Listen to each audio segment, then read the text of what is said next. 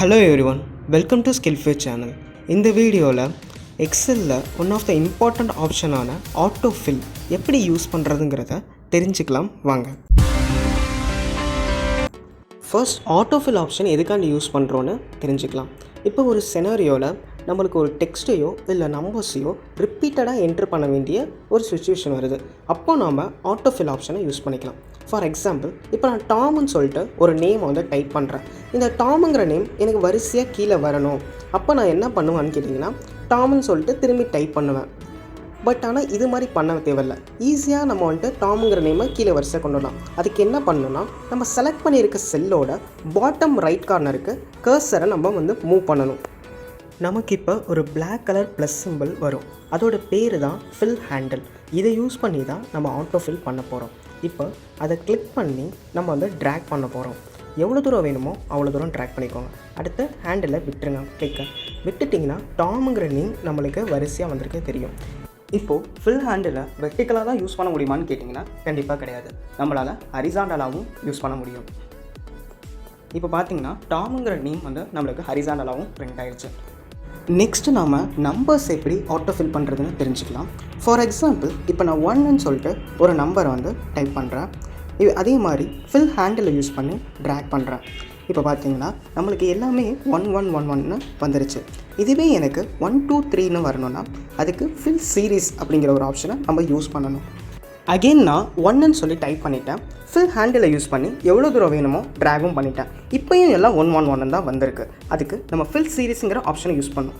Bottom right கார்னரில் ஒரு குட்டி டவுன் ஆரோ இருக்கும். அதை கிளிக் பண்ணிக்கோங்க. கிளிக் பண்ணால் ஃபில் சீரீஸுங்கிற ஆப்ஷன் இருக்கும். அதை கிளிக் பண்ணிக்கோங்க. இப்போ கிளிக் பண்ணதுக்கப்புறம் 123ன்னு வரிசையாக வந்துருச்சு. இன்னொரு விதமாகவும் நம்ம நம்பர்ஸை வந்து ஆட்டோஃபில் பண்ணலாம். இது கொஞ்சம் இன்ட்ரெஸ்டிங்காகவே இருக்கும். இப்போ பார்த்தீங்கன்னா எக்ஸாம்பிளுக்கு நான் 2 அப்படின்னு சொல்லிட்டு ஃபஸ்ட் செல்லில் டைப் பண்ணுறேன். அதுக்கு கீழே இருக்க செல்ஸில் வந்து 4ன்னு சொல்லிட்டு நான் டைப் பண்ணுறேன்.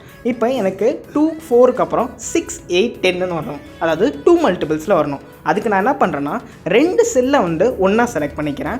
அடுத்து ஃபில் ஹேண்டிலை யூஸ் பண்ணி எனக்கு எவ்வளோ தூரம் வேணுமோ நான் அவ்வளோ தூரம் ட்ராக் பண்ணிக்கிறேன். இப்போ பார்த்தீங்கன்னா 2 4 6 8ன்னு சொல்லிட்டு எனக்கு 2 மல்டிபிள்ஸில் வந்துருச்சு.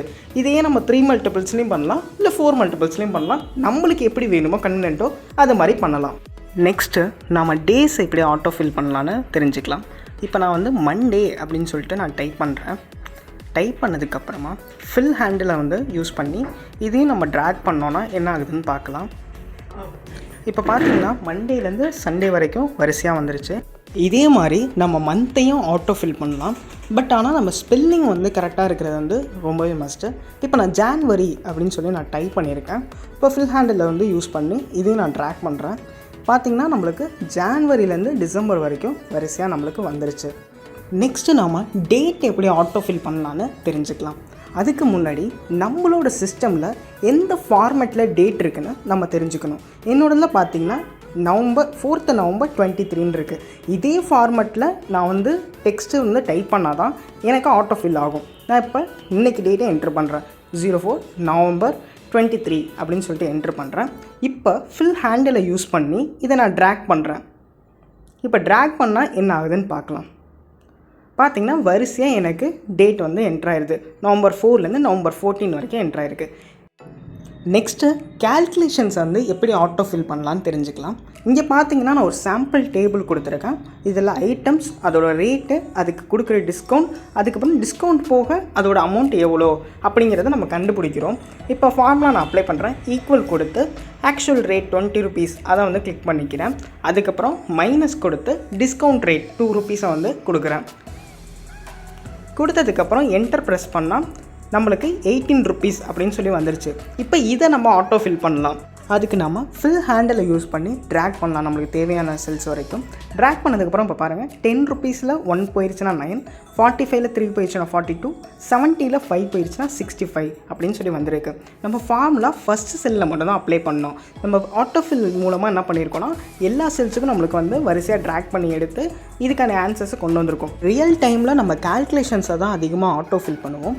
ஐ ஹோப் இந்த வீடியோ மூலமாக உங்களுக்கு எக்ஸலில் ஆட்டோஃபில் எப்படி பண்ணுறதுங்கிறது தெரிஞ்சிருக்கும்.